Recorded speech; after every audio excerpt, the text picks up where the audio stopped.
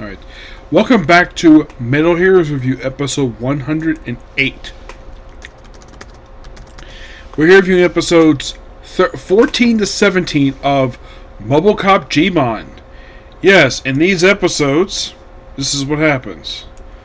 Well, the whole thing with 14 is like, okay, so they need to find a way to basically find Jiban's weakness. So I was electronic system basically to get involved with it. Also, they think like, oh yeah, the fact that Jiban's weakness is basically kids. So there's also a subplot in the episode where we have this guy who he finds, like, his son finds a wallet, and instead of, turning to the police, he wants to keep the money to buy liquor. Yes. So then, of course, basically, like, yeah.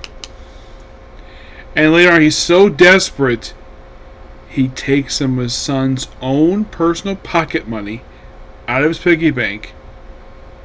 He seems very sorry, and then very quietly, taking some money out, put his coat on, and quietly leaves. His son wakes up and realizes, oh no, he's done it again. Yes. So basically, all we know about this kid's name is Takahashi, and his father's name is Hibashi. So, and the whole thing is kidnapping kids, and the monster's called Killoid. Really cool episode, this one. And by the end, after he being tricked, like, oh, Jiban maybe kidnapped his son. Nope, it wasn't really him. It was actually the villains. He's able to decide, he told Jessica he should get a proper job. He's like, yeah, I should probably get a proper job to support, instead of stealing money I can, instead of stealing money and forcing him to drink. As for why he's drinking, don't know. But it's going to be a very nice telling episode, that one. In the case episode 15. This one's interesting, given the fact that this one involves, well, basically where we have a pianist who lives with his niece and a maid, where he gets infected by, like, okay, so they figure, oh, Jiban can't fight a human-turned monster, so they do that by having their monster of the episode, Wolf Lloyd, play a piece of himself inside of a pianist, where he becomes a wolf monster. Yoko thinks at one point he's protecting a Bioloid for seemingly no reason, and it turns out, yeah, he actually protected him for good reason. And of course, we have a cure for him. Yoko doesn't do much episode 15. She does practically nothing. She actually does briefly see in like one episode. But it's almost like these episodes, Yoko like doesn't do very much at all. It's like, whatever basically they want to do with her, it's like, yeah, let's not do anything in these episodes with her. Like, she just follow around, get around in the next episode. But once again, she's absent for an episode. This time, absent for episode 17. We'll get the reason for that. So, it's a very nice standalone episode, this one. And some makes me expect, oh, maybe Jiban's protecting Bioloid for a reason. Well, she doesn't really follow up at all. And, well, then later on, the next episode involves, well, another time where Father goes missing, like, oh yeah, making a good invention. Make himself visible! Yep. I think this actually is the first time I can think of they actually had an invisible plot in Metal Heroes. You're probably thinking, did they do this over in Kamen? A few times, but very rarely this goes on. And Sentai, as far as I can tell, never did this at all. Yeah. Basically, it's like it's like this episode was loosely inspired by the movie Invisible Man from the 30s. We have a guy who makes him become visible, and there's also a monster episode who's a squid. Yes, a squid. It's me. Yeah, a squid.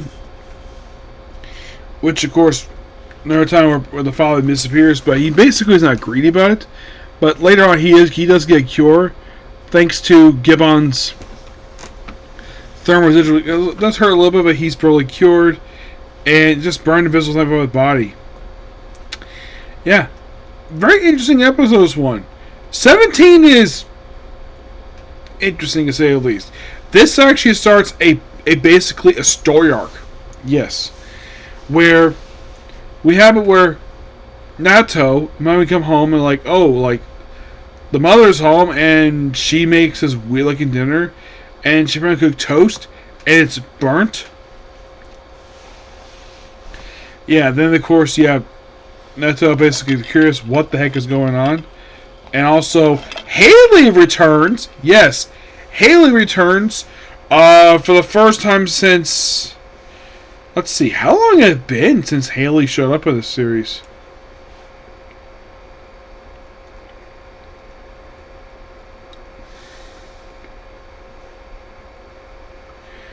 I think like episode, I think last time Haley appeared back episode 5, where Haley has been rebuilt. Yep, Haley has been rebuilt. Well, apparently Haley's more willing to fight monsters now. And of course shows up with the door, obviously, and of course everybody's happy to see her. And Haley shakes hands with the father, with baby's father, and then mother like, oh, she's cold, like that's how temperature is. Yeah, and that gets Nato's attention where he sees a, oh crap, the mom is a bioloid. Turns out this is actually not the mom. And then of course basically he briefly struggles. Of course the father's like, what are you doing? Yes, and then basically transforms into bioloid. And then of course he mentioned bioloid to the father, like, what's going on here? Like, what's going on secret? And then it seems like he's about to spill beans for bioloid, and then the chief of police shows up. Yes, Saguchi shows up. First time since episode 12. So you have two returns since episode. First Haley, now him. And he explains all the bioloids. Like, apparently they start to show up like 2 years prior to the series. So they first showed up when Metallica was basically airing. I'm like, that's interesting. Yes, Metallica, because that was the previous series for Jiraiya, so it's obviously Metallica to talk about. So people being attacked, stuff disappearing. And of course, mentioned about the Jiban project. Of course, they put a noteworthy narration where he purposely used out that Nato was Jiban, but basically supposed to be everything else, which fine.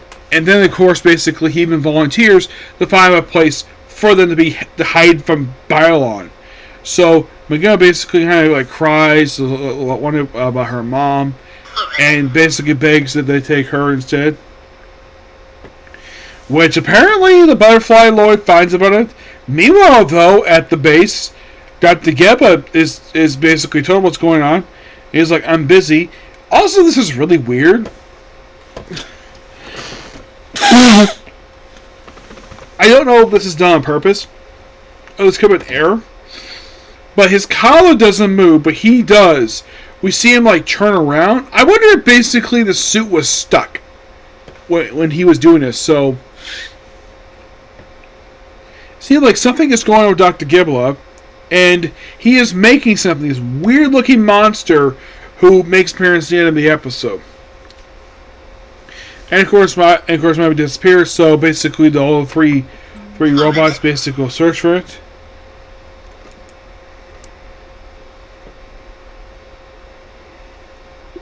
Yeah, go search for it, and eventually they do find Naomi. And you also have Haley driving the car, which I thought was quite interesting. A little robot driving a car, which I found to be quite interesting. Mm-hmm. Yeah.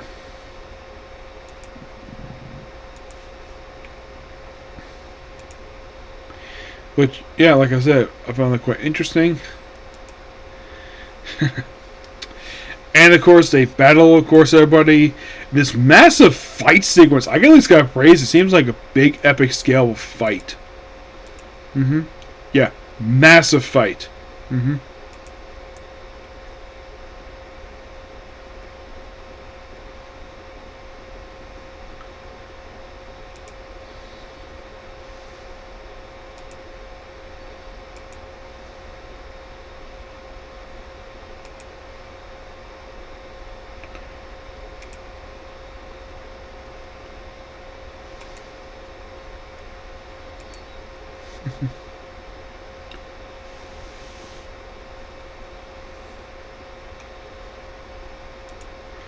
Yeah. So, and then like the ground starts shaking, and then here comes a new monster pops in the episode. By the way, also unintentionally, Butterfly Lloyd becomes the first. Well, on here's where it's actually basically it's also as Butterfly Lloyd becomes the first monster to appear in 2 episodes. Yep, because she pops the very next episode. We're not seeing this again into episode 34 of the series. Yep. But yeah, otherwise though, 4 really good episodes, and can't wait to discuss the next 4. Yep. So yeah, that's particularly a particular view. Please be sure to comment, subscribe, turn notifications. Next up we have is more Metal Heroes. Okay, next video. Bye.